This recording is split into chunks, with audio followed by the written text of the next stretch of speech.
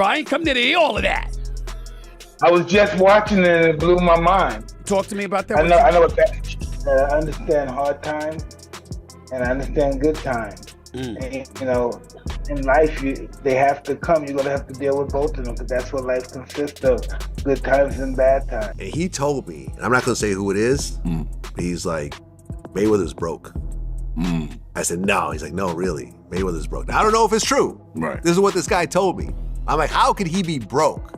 He's like, yo, he spends like crazy. But, like, you know, Floyd's a great fighter. Don't get me wrong. Yeah. You know, he had 50 fights and he said, So it's don't not... tell me about you the greatest fighter with 50 and 0, nigga. You're great, no doubt about it, nigga. 50 and 0. Nah. We were excited about you and Floyd. Is that still happening, or is that? Yeah, it's happening. Yeah, it's happening. You think I give that up? I was minding my business. He challenged me. You look good. How you feeling physically? Incredible. You've been training? Listen, I was wearing an extra large. It looks like I could wear large now. Looking good, man. Still looking scary. During a live interview with Stephen A. Smith, Mike Tyson didn't hold back his words. He strongly criticized Floyd Mayweather with the kind of direct and brutal honesty that only a former heavyweight champion can deliver. How do you feel about Floyd, though? Huh? How do you feel about Awesome Floyd? fighter, great fighter.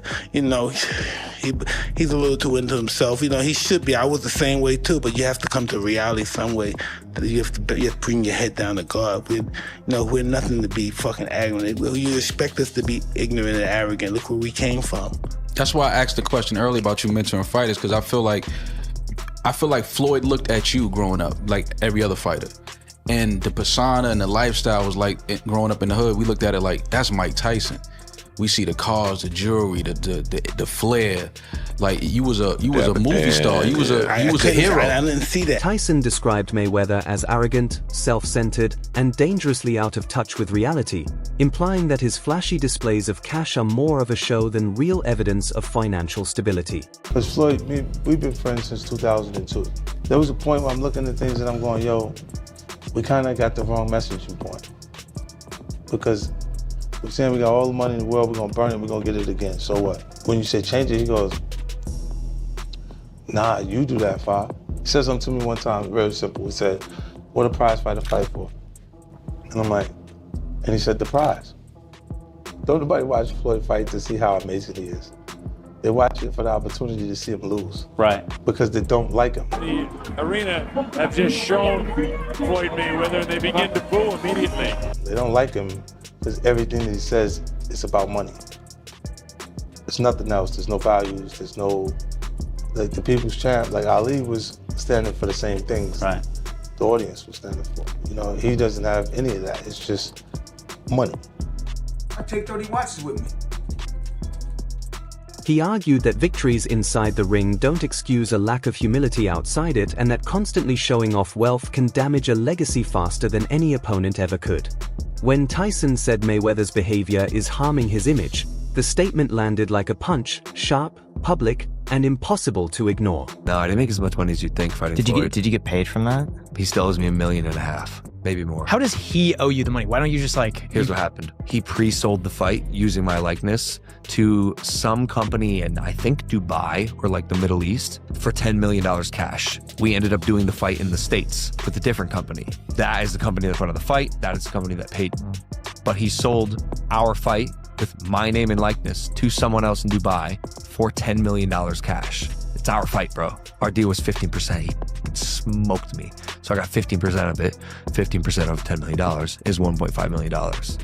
That company paid him that money, is suing him. I actually don't know the status on that lawsuit. I should check in because he still owes me money, but he has a bunch of legal trouble at the moment. I don't think I'm ever getting the money. He just sold his house in Vegas. Did he really? Yeah. I think, he's facing a bunch. Rinsed on that house. He started at $14 million. Yikes. Sold for 6.6. When he said he would knock Floyd out, it felt more like a gut punch than a simple taunt. It wasn't just a threat, but a claim that real respect should come from how you carry yourself when the lights are off. Fans reacted as if someone fired a heavyweight cannon in a quiet library, shocked, loud, and instantly divided. Whether you agreed or not, his message cut through the noise. Humility still matters, and unchecked ego can make even the greatest names appear small. In the end, Tyson framed it like a final blow. You can win fights but still lose the story that follows and the respect of the public. Floyd spends money like it's a tap. Money's just flowing. Even as much money as he's made in his career, which he's probably made more money than any boxer ever. There's all these lawsuits. He hasn't been paying things. He owes money on this and owes money on that. And he's got to come out of retirement. It's just the lifestyle that Floyd lives. It's like he got to be lavish. So that he got $1 million in his backpack. He got the latest watch and the latest car. And when you get into latest watches and latest cars, boy, that money goes quick. Bugattis are like $3 million. There's watches that are $3-5 million. So you buy a watch and a car, you're dead. That larger-than-life tension between Tyson and Mayweather, power versus precision, myth versus survival IQ, suddenly shifted into a completely different discussion when Wade began laughing while breaking down Floyd's financial rumors. And I'm sitting there thinking, hold on, the narrative just flipped from ring tactics to accountant talk really fast. Third fight of the year for a Floyd Mayweather that is clearly going broke. And it's not just, and if you guys didn't see the video I did talking about Floyd coming back to fight Mike, this is not me sensationalizing. This is the truth. There is no speculation, but I told you guys, Floyd owes a lot of people a lot of money, and he don't have it.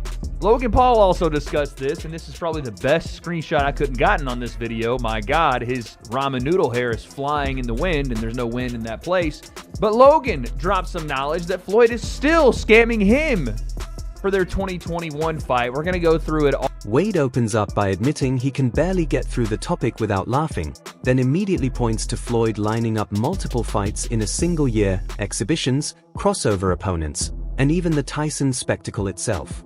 His tone basically says, guys, something here feels like emergency cash flow. Now, I'm not saying Floyd is broke, calm down, internet.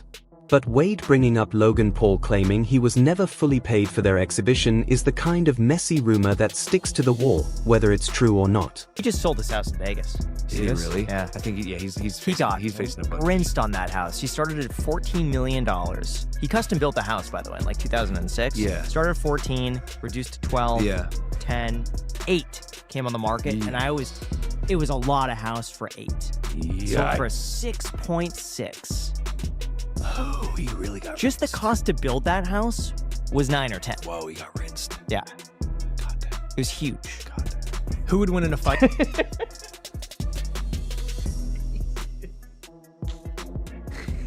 And yeah, that's another piece of like what Floyd has done with his money after his fight career. And when Wade keeps returning to the point about Floyd arranging fight after fight even after claiming years ago that he was finished with boxing, that's when the conversation really heats up.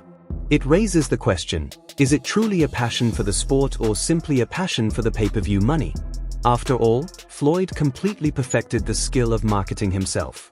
Wade even alludes to that lasting legacy, the entire Money Mayweather formula that transformed boxing promotion into a form of pure entertainment and spectacle. And I see people get upset at me on Twitter talking about, oh, watch your own pockets. You ain't ever made as much money as Floyd has. I know that, dude.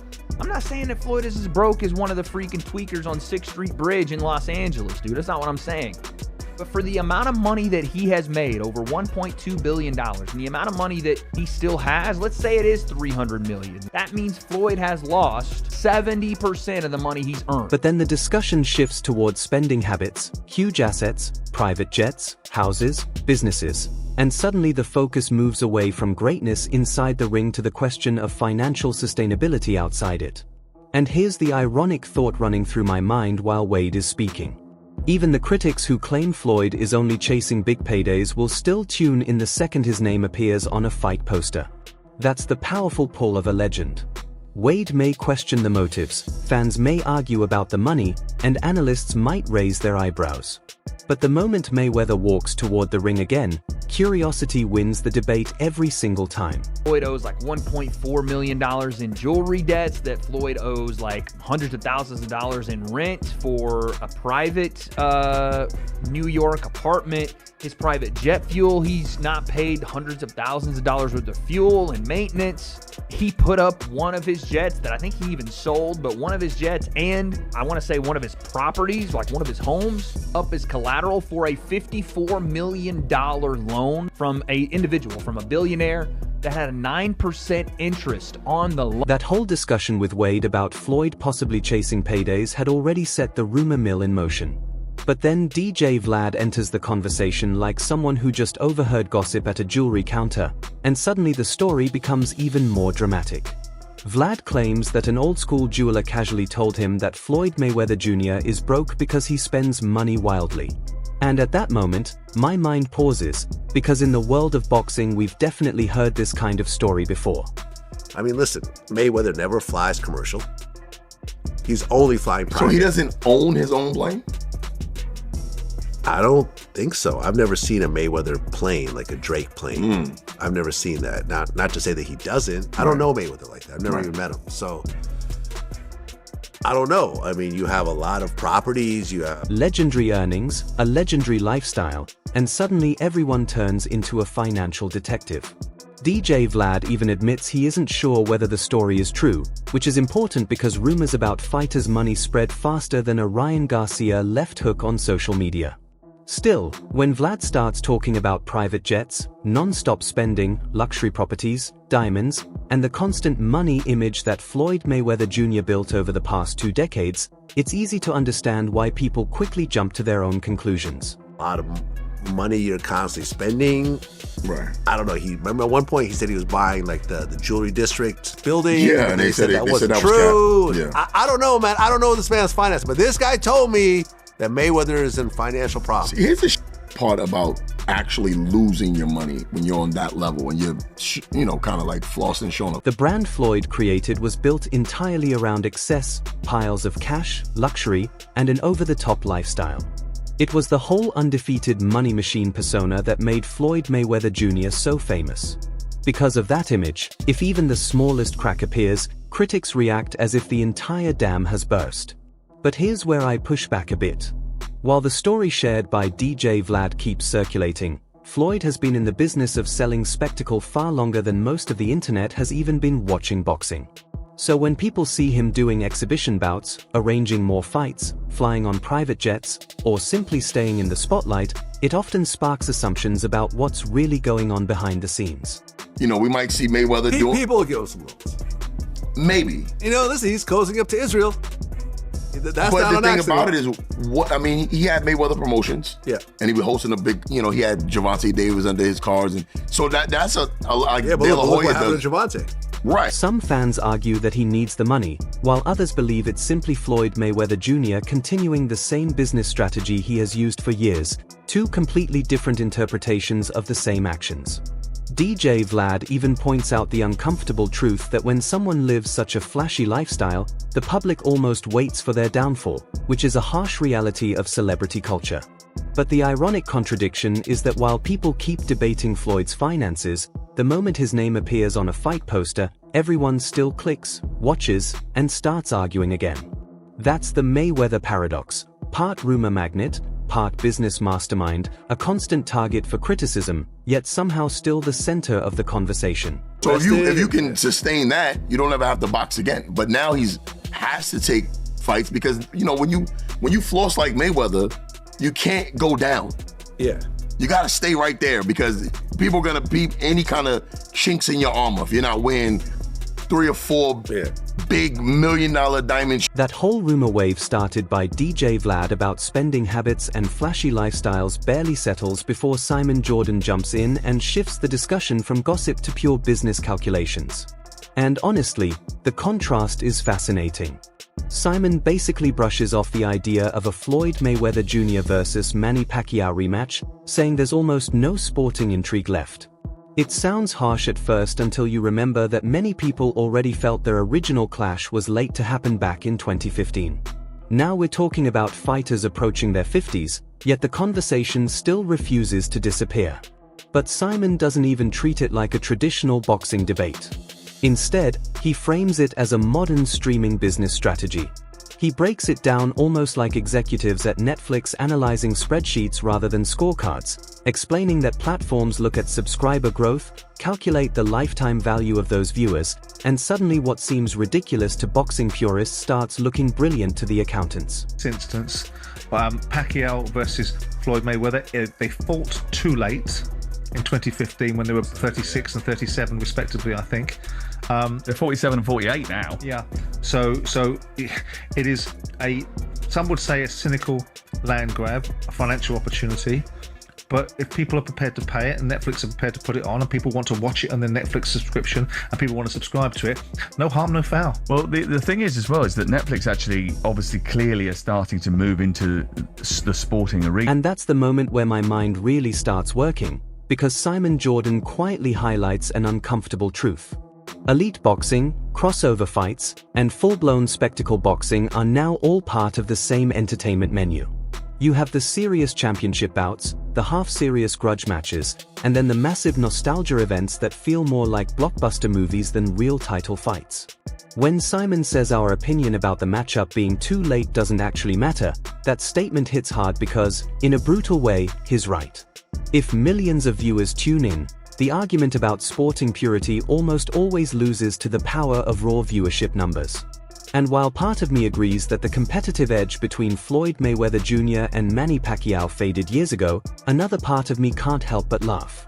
Boxing fans might complain for weeks, but the second those two legends start walking toward the ring again, most people will still press play. And the Netflix of the world showing product, whether we think it's a good product or not, whether we think watching two 50-year-old men, nigh on 50-year-old men, having a dance that was 10 years too late when they were in their prime and is now 20 years too late.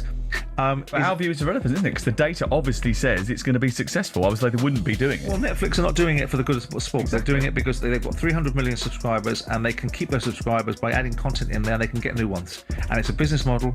It works. The boxers get more money out of it. What I'd like to see is the ecosystem getting more money out of this sort of thing. When you step back and look at all this chaos, Tyson throwing verbal punches about humility, Wade questioning the endless exhibitions, Vlad hinting at rumor-filled financial talk, and Simon Jordan calmly breaking down the harsh realities of streaming economics, you begin to realize that this story is no longer just about a single fight. It's really about what boxing has become. On one side stands legacy and pride, with Tyson insisting that true greatness deserves respect beyond the ring. On the other side is the spectacle-driven system where Floyd created an empire by turning attention into profit. Whether people admire it or criticize it, that formula clearly succeeded. Then Simon enters like the businessman in the room, reminding everyone of an uncomfortable reality. Boxing is also entertainment, and if the numbers work, the fights will continue. That's the real clash here, old school honor against modern spectacle, nostalgia against algorithms, and the purity of sport versus the business of attracting eyeballs. And the craziest part is that all the debates, rumors, and criticism only feed the system even more. Every headline, every argument, every clip people react to keeps the spotlight circling around the same two names, Tyson and Mayweather, legends who still shape boxing's gravity decades later. Does Floyd's unbeaten record and the professional status of the bout add any intrigue to this at all? No. Not really, I don't think so. I mean, Manny Pacquiao's had a fight recently, hasn't he, against Mario Barris, who just lost his title to Ryan Garcia, deservedly so. And that was a draw in which most people saw Pacquiao at the end of his career, saw what was left of him, and were not too happy that he came back. Now I'm curious to know where you stand on this whole situation. Is this simply smart business in the modern entertainment era of boxing, or are we watching legends put their legacy at risk for pure spectacle? Drop your opinion in the comments, let's really discuss it. And don't forget to like, share, and subscribe to the Boxing Stories. See you in the next one.